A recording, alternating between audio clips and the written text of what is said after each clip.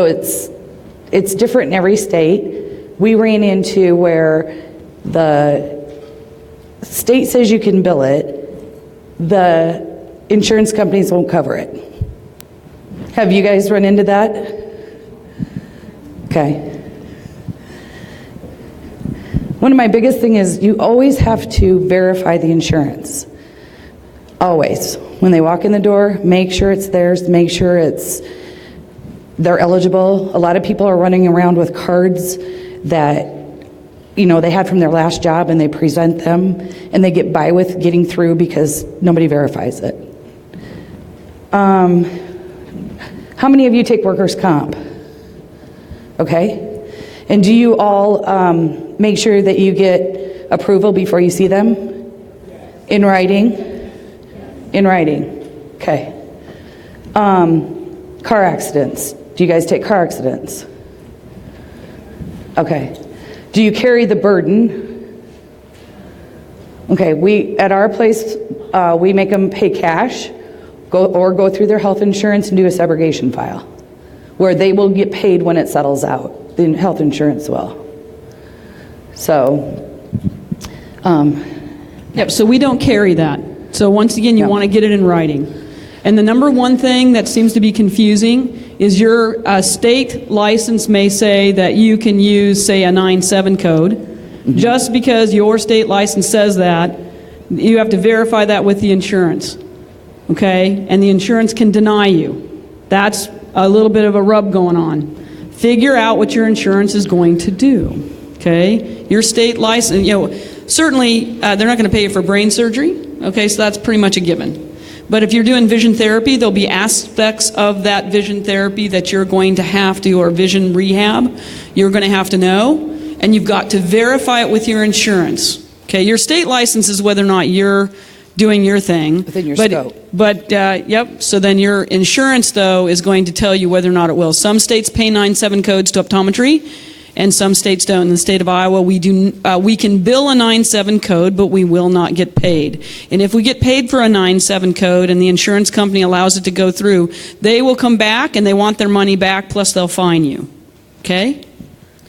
Advanced beneficiary, oh, I'm sorry, go ahead. With workman's comp, and I know it depends on everything, but does it work the same as like signing up to be a member of the trust, where you have to take what they accept what they will provide as payment? If you get credentialed with them. If you don't, then they usually pay 100%. If you sign something, a contract, yes. Okay, but otherwise they should be paying. Right. Yep. Go ahead. Oh, I'm sorry. Go ahead. So you said to get some things in writing. What specifically are you asking for in writing? When we reach out to work comp, we'll say, first you get the eval approved in writing. Then after that, I send the notes and ask them how many more visits. I ask the provider, Dr. Fitzgerald or whoever it may be, how many more visits are you asking for? Then until we don't schedule them until we get that back in writing. So, Are you asking for, are they going to pay a certain amount? Or? some of them ask for the codes that you're going to use. That's what they do. Yeah, so some will ask for the codes. The other thing is this is where Denise will kind of get into it too. Okay, your initial eval is done as what you do for your initial eval, and then after that, you're going to be acting a little bit more like a therapist, an OT, a PT. Mm-hmm. You need to do your SOAP note. Mm-hmm. And then what happens is if I have someone comes in with a traumatic brain injury, stroke, concussion that's on workman's comp per se, I'll eval them. They pay me for my eval, and I'll say I need to see them for 20 visits. Mm-hmm. At, say, visit 18, I reevaluate them or sooner, and they pay me for that because I'll tell them I want to see them every 4 weeks for eval on my behalf. And then what will happen is that on, say, visit 18, we'll indicate to them, okay, because of this, and this, and they are getting better, but they're not getting better here, I need 20 more visits, or I need 8 more visits. Got to be thinking about that, and optometry in general has never had to think about that. You have to do that now. You don't have an open-ended case. You have to do so many visits, and then you have to make your case as to why you need so many visits more.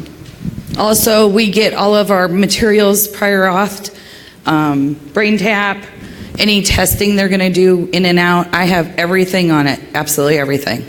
Because you have to have something to go back with to be able to fight the fight. Yeah. What kind of codes are you using for things like brain Oh, that's in the slideshow. Let's get go to the end. Yep, go ahead. Speaking of, materials you're using, so let's say a patient on a job, something happens and their glasses break. Yep. Yep. I get it approved, we make them, and we get paid. You bet. And as far as patients, they come and say, well, I can pick out a specific frame. No, we get an allotment. How much will you cover? Sometimes we have to have the glasses looked at by an optician to tell us about what, money range they were originally. And then we submit that, and then they determine what they're going to do. If you think about it, nothing's open-ended, and why would it be? You do have some people that would come in and they'd spend $700. Well, guess what? The pot of money that's used for workman's comp and insurance isn't that big. So it's always going to have to be something approved, and it's always going to have to be something that is workable but not unbelievable, right? So for prior authorization, do you use the insurance's forms, or have you created your own form? I just send them an email, and they send me back documentation in email. As long as they'll have their logo and who they are and everything on it, and then we just save it, and if we have problems getting paid, I print that with a HCFA and send it in. Advanced beneficiary notice, do you guys use them? Okay. We've run into with Blue Cross materials, they pay for glasses now, and when the patient calls in, they're like, oh, you can get anything you want unlimited, and I called Blue Cross and I'm like, they're going to walk out with a $7,000 pair of glasses. So what I did is I went and got the fee schedule, figured out what they're actually going to pay us, and then we have it set where they have to sign the EABN and they understand they're going to pay anything and above what we're going to get paid. And we don't take the write-offs either. Since we have this, we won't have to. All right. So for your concussions, I put Get through some of the stuff.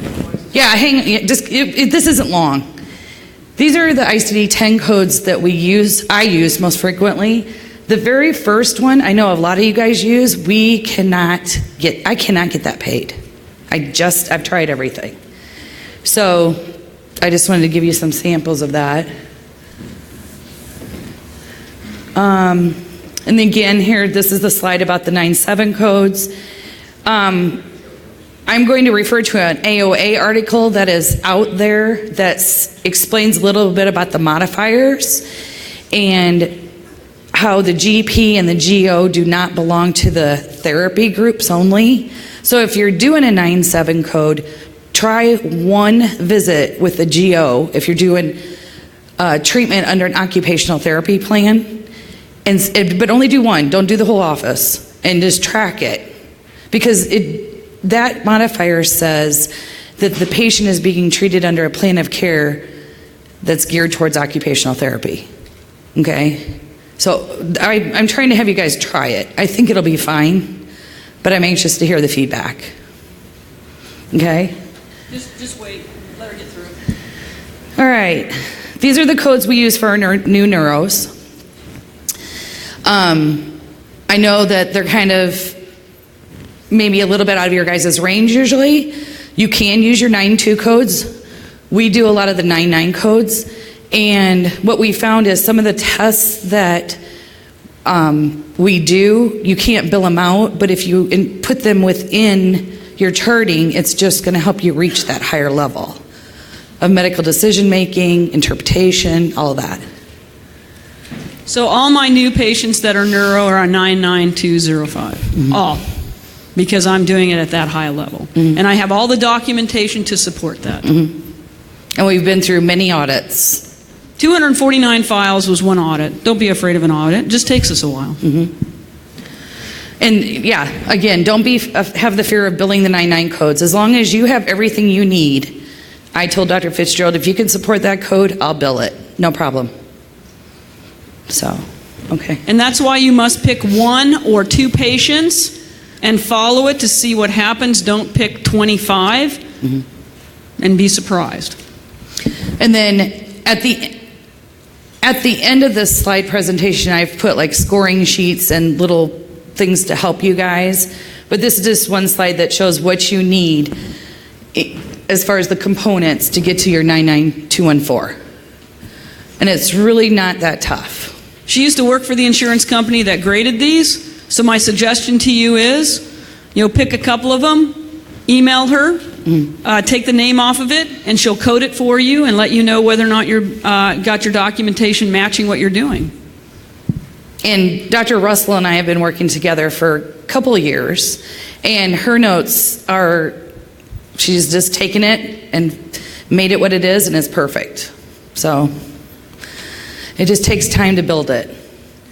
Again, these are just more slides for you guys to understand what it is, kind of in a smaller form, instead of reading the CPT book,